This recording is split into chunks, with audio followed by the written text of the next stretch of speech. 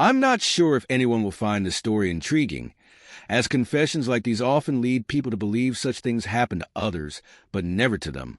That's exactly what I used to think, until a certain point.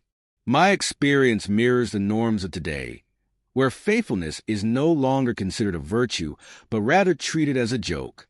I got married young, at 19, during my third year of college. My wife is a year younger than me, a typical age difference for those looking to start a family. In our first year together, we were blessed with the arrival of our son. 8 years later, our daughter joined us. After finishing my education, I enlisted in the Army. It provided a steady income, allowing my wife to focus on raising our children instead of pursuing a career. I spent a considerable amount of time both at home and abroad, during which I earned a few medals and unfortunately suffered a shrapnel injury to my back. At 42, I was honorably discharged and quickly returned to my former profession at a leading metallurgical company. 5 years later, I was promoted to Deputy General Director and co-owner. Money has never been a concern for me, and that remains true today. Now, at 60, with my wife at 59, we've been married for 41 years, at the time of the events I'm about to share. Throughout our marriage, I never had any reason to question my wife's faithfulness, nor did any doubts ever arise. Our children grew up and pursued careers in law enforcement. My son became a colonel, leading a department, and my daughter serves as a warrant officer. Both of them have families now, and we have grandchildren. Our lives seem peaceful, or at least that's what I believed. I never once raised my voice at my wife, nor did I deny her anything she wanted. I enjoyed spoiling her with gifts because I truly loved her. Intimacy was never an issue, and we shared a fulfilling bond. She defied time, maintaining and even enhancing her beauty without the help of cosmetic procedures. I must admit, it's a wonderful feeling to have such a stunning woman by my side. But it turns out I wasn't the only one who thought so.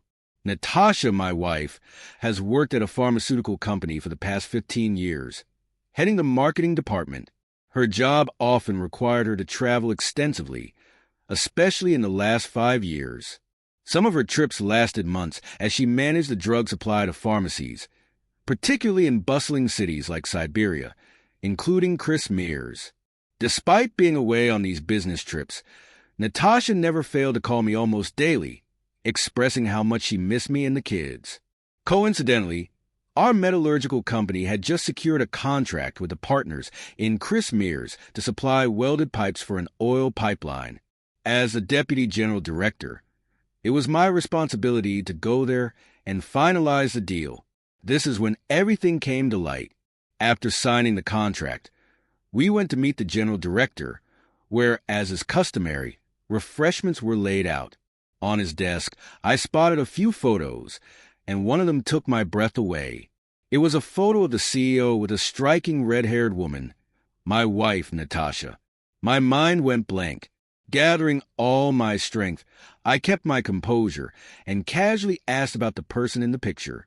The General Director proudly told me she was his beloved partner, and they had been together for 4 years. He even suggested we continue the celebration at his country estate, where he'd introduce me to his live-in partner. Along the way, he praised her domestic skills but mentioned a drawback. She often had to care for her sick mother, which meant she was away for extended periods. Nevertheless, he was hopeful that their relationship would last and that they'd stay together. As I listened to him, my heart raced, thumping in my chest. A wave of panic began to overwhelm me, and dark thoughts flashed through my mind. But I knew deep down that we arrived at a grand mansion, and its owner, ever the gracious host, welcomed me inside. Noticing the redness on my face and struggling to speak, I muttered that I wasn't feeling well. Once inside the dining room, he proudly introduced me to his wife, Natasha. The moment our eyes met, Natasha froze. Her breath caught in her throat, and her face drained of color. As she slowly collapsed to the floor, her friend rushed to catch her, preventing her from falling. Realizing the gravity of the situation and understanding the danger I posed, I knew I had to leave immediately or risk causing harm to both of them. Without saying a word, I swiftly turned and fled the mansion. I spotted a passing cab and hailed it just in time.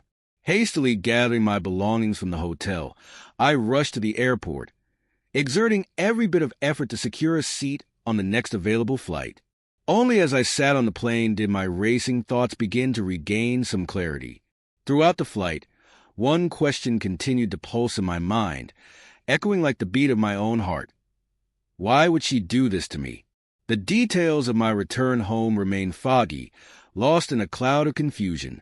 I paced my apartment restlessly, moving from room to room, repeating that haunting question over and over. My legs swelled from the constant motion, and my heart, once racing, now rumbled ominously, descending into an abyss. Then a sudden, intense pain gripped my chest, and I lost consciousness. It was my driver who found me. Concerned when I didn't show up at the usual time for work, he unlocked my apartment with a spare key and discovered me unconscious on the floor. He immediately called for an ambulance. Thankfully, the medical intervention worked, and the irregular rhythm of my heart was attributed to the overwhelming emotional strain I had been under, which caused a severe chest pain. I spent about 3 weeks in the hospital, during which Natasha made several attempts to contact me, but I chose not to answer her calls, eventually turning off my phone entirely. Upon returning home, I turned my phone on and immediately Natasha called. She was incoherent, pleading for forgiveness while also trying to blame me. The conversation ended with her screaming that she and our children meant everything to her and that her love was entirely for me. She begged for my forgiveness. I listened to her until the end in silence. Then I disconnected the call. I couldn't bear it anymore. For 4 years, my wife had been living a double life, weaving lies and deceit, all while fearing the moment of discovery. Despite her apparent love for me, she had been involved with a powerful figure in the oil industry. Had I simply been kept as a backup plan all these years, our children had been searching for answers, but I had been too afraid and ashamed to reveal the full truth, even though I knew it was inevitable. A month later, Natasha returned, still hopeful that she could convince me to forgive her. After listening to her for about an hour, I called our son and daughter. When they arrived, I suggested that Natasha tell them the truth herself. The children sat in silence, listening intently to her disjointed explanation. It boiled down to me not giving her enough attention, failing to see her as a woman, which led her to seek love elsewhere, love that she claimed was stronger than her loyalty to our family.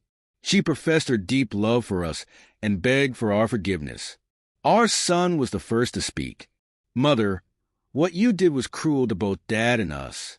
It's up to him to decide, but I can't forgive you." Our daughter, silently crying, left the room without saying a word. Natasha realized the weight of the situation. Her posture sagged, and without glancing at me, she left the apartment. I walked to the window and watched as she descended the stairs and climbed into a taxi, heading back to her lover in Crestnears. 6 months later, she returned. She had lost her new husband in a car accident, and his children had promptly evicted her from their estate. With nowhere else to go, she returned to our city.